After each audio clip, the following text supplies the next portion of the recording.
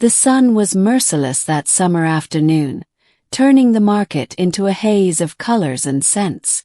My shirt clung to my back as I weaved through the crowd, searching for fresh produce for the week. That's when I saw her. She stood behind a small wooden stall, shaded only by a faded green tarp.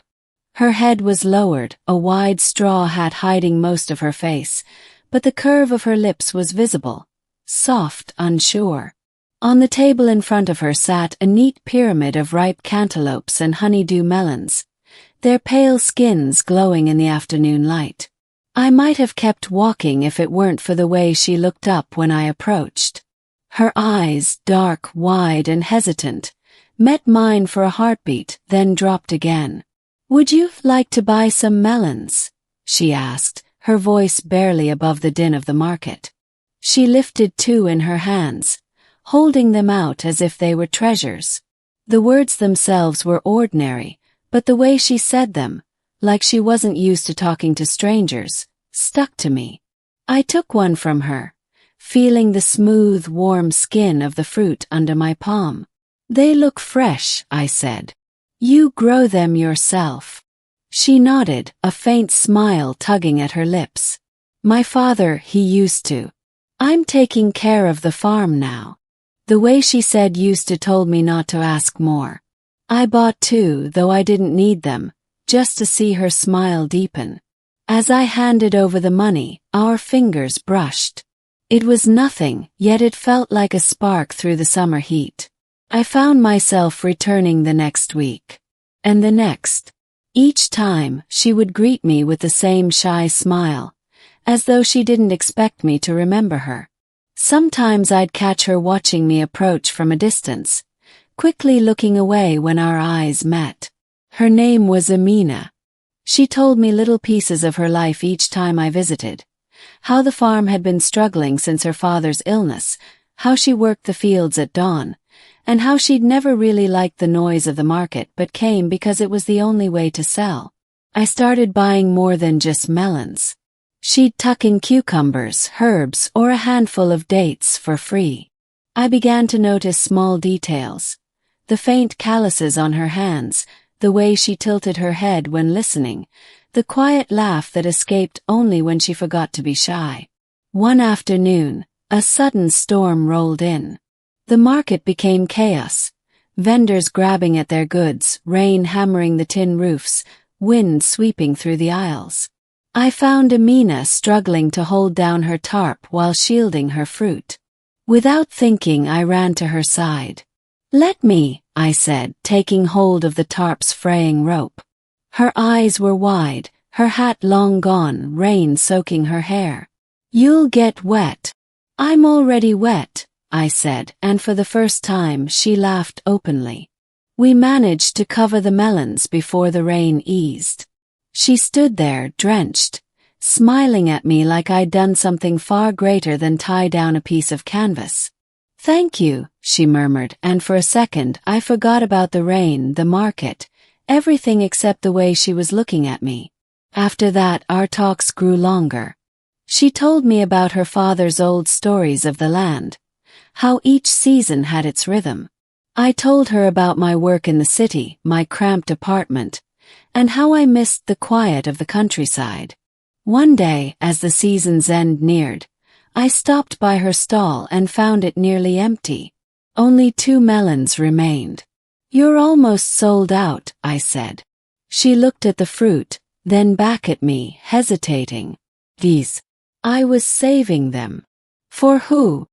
Her cheeks flushed, and she held them out to me with that same shy smile from the first day we met. "For you." Something in my chest tightened. I took them gently, my fingers lingering on hers. "They're the last of the season," she said softly. "I wanted you to have them." I wanted to say something, anything that would tell her she'd become the best part of my weeks. Instead, I just smiled and said, "Then I'll make sure they're not wasted." The med bay of Outpost Lerna smelled like hot metal and sterilant, a bright white box stamped onto the copper planes of Asterion 6. Dr. Kessa-Iria's hands moved like metronomes over the shimmering panels, calling up holocharts, dosing nanofluid, routing drones. Corpseman Eli Vale stood in the doorway with dust on his boots and an old canvas kit slung over one shoulder. He'd been airlifted in when the distress call reached the relay. Neuropathic collapse. Unknown etiology. Failing treatments. Human field medic, Kessa muttered, not looking up. We requested a surgeon. You got someone who chooses who lives before the surgeon arrives, Eli said, stepping to the table. The patient, an Aurelian officer, skin opalescent, eyes flickering beneath lids like storm lamps, shuddered. Name. Commander Sorry. Kessa's jaw tightened. We tried synaptic reboots, nanite swarms, quantum antisepsis. Nothing holds. The parasite consumes charge. Every time we power a tool, it feeds. Eli's gaze slid to the consoles, their soft hum. Electricity makes it worse, he said. Obviously, Kessa said, rolling her eyes. We've insulated the array with mu metal lattices, and you're still running everything. He snapped his kit open. Linen, bone-handled instruments, a steel bowl, a hand pump, strips of clean cotton. Kessa barked a sharp laugh. Primitive toys. I like toys that don't power the enemy, Eli replied. He reached up and flipped the main breaker. The room fell into a hushed, living silence. The parasite's whispered crackle, almost a high, brittle chirp in the air, faded a tone. To naming the enemy. By handlight, Eli examined Sorry.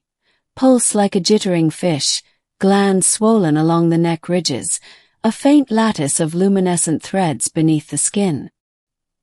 He pricked once, drew a drop of blood into a tiny glass capillary, and held it against a cheap lens. Kessa scoffed again, but bent closer despite herself.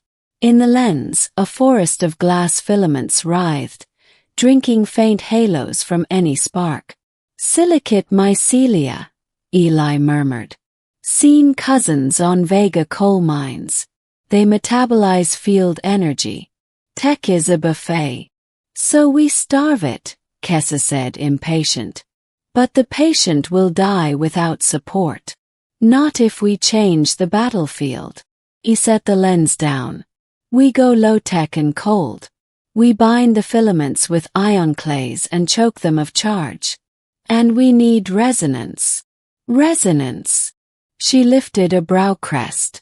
You plan to sing it to death. If it vibrates, it has a frequency that shakes it apart, Eli said. Your drones have sonics that draw 30 amps. I've got a bowl that runs on wrist.